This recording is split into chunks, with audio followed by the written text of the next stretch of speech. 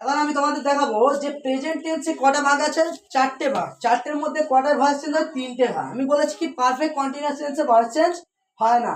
তাহলে 3টেতে যেটা হচ্ছে সেটা হচ্ছে ইনডিফিনিট বা সিম্পল, কন্টিনিউয়াস বা প্রোগ্রেস বলে। কন্টিনিউয়াসকে আবার অনেকে প্রোগ্রেস বলে। আবার পারফেক্ট যেমন আছে তেমন। তাহলে এই 3টে টেন্সের উপর আমার ভয়েস চেঞ্জে কি করে মনে রাখবো, হুট করে মনে রাখতে পারবো না। 3টে নিয়ম যদি আলাদা আলাদা করি তাহলে অনেকে মনে রাখতে অসুবিধা হয়।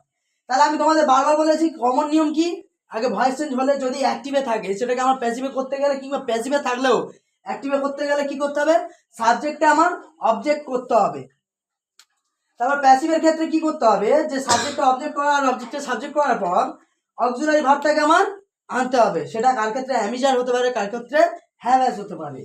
আর তারপর কি বলেছি যে ভয়েস চেঞ্জের ক্ষেত্রে ভার্বের সবসময় থার্ড ফর্ম হয়, অর্থাৎ পাস্ট পার্টিসিপাল ফর্ম প্লাস একটা প্রিপোজিশন। যদি সাবজেক্ট অবজেক্ট করি আর অবজেক্ট সাবজেক্ট দুটো দুদিকে চলে গেল, তাহলে অবজেক্টটা সাবজেক্ট করলে সামনে বসে গেল, সাবজেক্টটা অবজেক্ট করলে পেছনে বসে গেল। তারপরে তার অবজেক্টের আগে কি করতে হবে, একটা প্রিপোজিশন অ্যাড করতে হবে। তার আগে কি বসবে, একটা তাহলে ভিত্তি ইউজ করতে হবে। আর তারপরে সাবজেক্ট অনুযায়ী অর্থাৎ টেন্স অনুযায়ী যদি ইন্ডিফিনিটে থাকে কি করতে হবে, বি ভার্ব ইউজ করতে হবে। আর যদি পারফেক্ট থাকে সেটা কি করতে হবে, হ্যাভ হ্যাজ বসাতে হবে।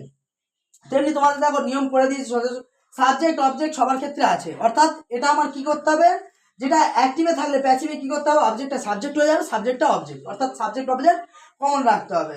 তার ক্ষেত্রে কি বলেছি, কন্টিনিউয়াসের ক্ষেত্রে যেমন বি ভার্ব আছে, বি ভার্ব অর্থাৎ অ্যামিজার আছে, ইন্ডিফিনিটে যেমন বি ভার্ব আছে, কন্টিনিউয়াসের ক্ষেত্রেও তেমনি বি ভার্ব আছে।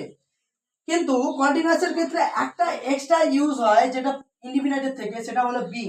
এছাড়া সমস্ত কিছু দেখো কমন আছে, সাবজেক্টও কমন, প্রিপোজিশনও কমন, ভিত্তিও কমন, অবজেক্টও কমন। এর ক্ষেত্রেও সেম কমন আছে, শুধু এক্সট্রা কি এই বিংটা হচ্ছে এক্সট্রা বসেছে কন্টিনিউয়াসের ক্ষেত্রে। পারফেক্টের ক্ষেত্রে সব ঠিক আছে। পারফেক্টের ক্ষেত্রে কেমন, যেটা অ্যাক্টিভে কি থাকে, হ্যাভ হ্যাজ থাকে, তেমনি প্যাসিভের ক্ষেত্রে কি করতে হবে, এক্সট্রা একটা শুধু বিন যুক্ত করতে হবে। অ্যাক্টিভের থেকে প্যাসিভে যখন করবো শুধু এক্সট্রা একটা বিন যুক্ত করবো, নট বিং যুক্ত করব। তাহলে আমাদের ফার্স্টে কি করতে হবে, ভয়েস চেঞ্জ করতে গেলে ফার্স্টে আমাদের দেখতে হবে আগে অ্যাক্টিভে আছে কিংবা প্যাসিভে আছে। প্যাসিভে থাকলে কি করবো, আমি টেন্সের নিয়মে সেটা অ্যাক্টিভে করব। বারবার বলেছি যেটা অ্যাক্টিভের নিয়ম সেটা টেন্সের নিয়ম, অর্থাৎ যেটা টেন্সের নিয়ম সেটাই অ্যাক্টিভের নিয়ম। আর যেগুলো এগুলো লিখেছি এগুলো হচ্ছে সব প্যাসিভের নিয়ম, যাতে তোমরা মনে রাখতে পারো। যার জন্য কি বলেছি, এক্সট্রা এক্সট্রা করে আলাদা আলাদা যুক্ত হয়েছে, সেগুলো আমি ব্যবহার করেছি।